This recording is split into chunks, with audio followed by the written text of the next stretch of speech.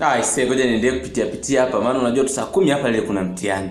Na huyu mwalimu mtihani wake anatunga mtihani ambao una maswali mengi. Japo nasoma hapa ila najua sitayakumbuka yote kwa sababu tumeumwa kusahau na imani nitasahau.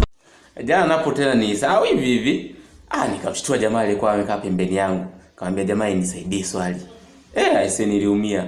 Maana aliniambia, "Hebu toa bangi zako aliyekwambia usisome nani?" Nikamwangalia. Alafu nikamwambia, ile ndio hata kufanya mtihani. Nikashangaa tena jamaa limeniambia, "Mwamtisha nani?" Yote ni kutisha. Na mimi sikulizika tena, na mimi nikamwambia, "Ila kweli ndio uende mbinguni." Mara pap, msimamizi si akatuona. Akachukua pepa yangu akachana. Nikataka niongee nijitetee. Mara msimamizi akaniambia, "Kimya.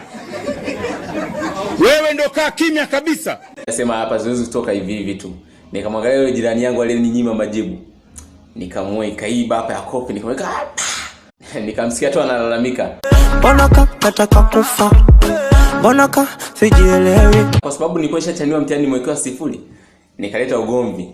Nikamuuliza tena, "Nikuongeze?" Nikamsikia tu ananijibu, "Wewe naye umezidi utukutu, ndio maana baba alikuchukia."